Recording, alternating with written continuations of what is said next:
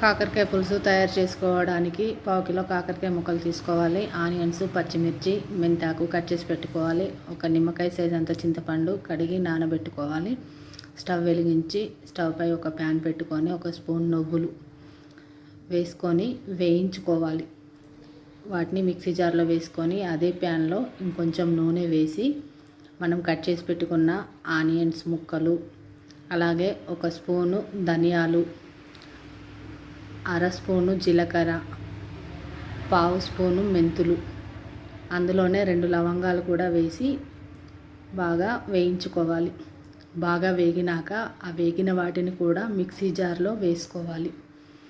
వేసుకొని మళ్ళీ అదే ప్యాన్ స్టవ్ మీద పెట్టుకొని దానిలో నూనె వేసుకోవాలి. పోపు కోసం అండి. నూనె వేసుకొని నూనె వేడయ్యాక అందులోనే పోపు కోసం ఆవాలు, జీలకర్ర, కట్ చేసి పెట్టుకున్న మెంతాకు, పచ్చిమిర్చి, ఆనియన్ ముక్కలు అన్నీ వేసుకొని బాగా ఫ్రై చేసుకోవాలి.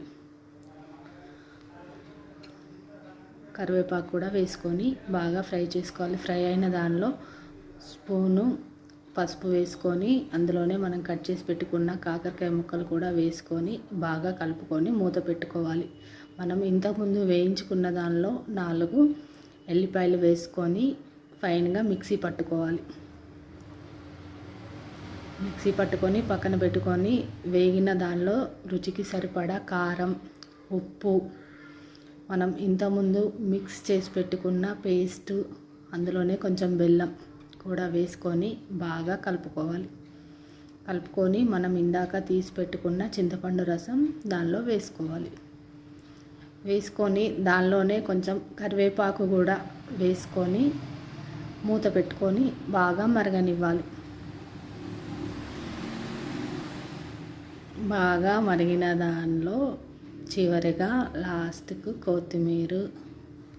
కొత్తిమీర వేసుకొని సర్వ్ చేసుకోవాలి. ఎంతో రుచికరమైన కాకరకాయ పులుసు తయారు. మీకు కూడా నచ్చితే ఇదే రకంగా చేసుకోండి.